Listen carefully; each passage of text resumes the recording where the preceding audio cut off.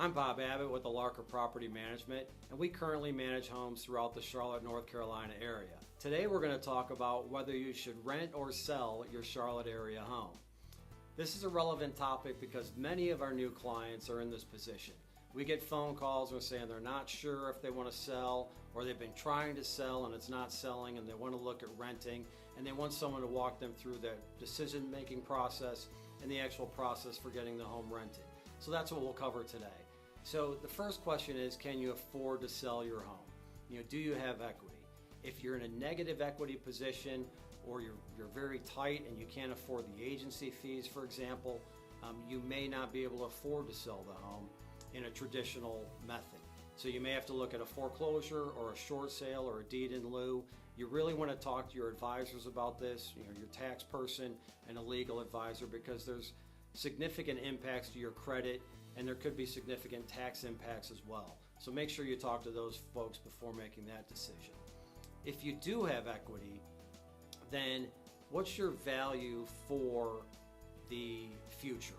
So do you think the home is going to increase in value over the next 5 to 7 years, or is it at its peak right now? Hedge funds, for example, have bought thousands of homes in the Charlotte area over the past few years because they believe the homes are still 20 to 30% undervalued, and they expect to capture that profit over the next 5 to 7 years. If you think you may want to rent, the next step is to determine how much this is going to cost. So is it going to be rent ready? What's it going to cost to make those repairs, to do the painting, to do the carpet cleaning and those kinds of things? What types of fees are you looking at to place the tenant and manage that property? And then what about emergency funds? Though you shouldn't count on that tenant paying the rent every single month on time perfectly for their entire term of their lease. You shouldn't count on having zero repair costs over the term of a lease. You hope those things happen, but again, you need to have some reserves for repairs. You should also have a reserve in case the tenant is unable to make their payment. So we suggest to our clients that they have 6 months of reserves on hand anytime they're looking at renting a property. So let's say you decide to go down that route and you want to rent the property. Please, please, please don't rent the home to friends or family and try and manage it yourself.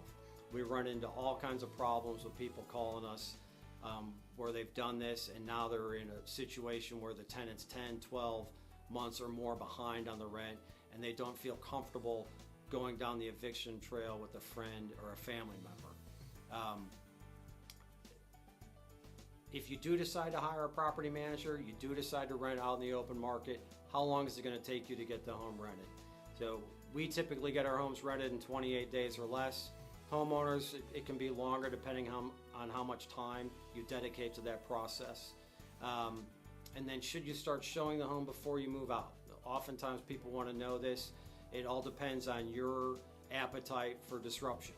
If you can handle having strangers walking through the house while you're trying to pack and move and you think you can do a good job showing it, that can be beneficial. Otherwise, for most people, it's better to wait till you're out of the house, it's vacant, it's a whole lot easier to show, and people can see what the house is going to look like. Again, I've just covered the surface on this. If you have any questions about it, please give us a call.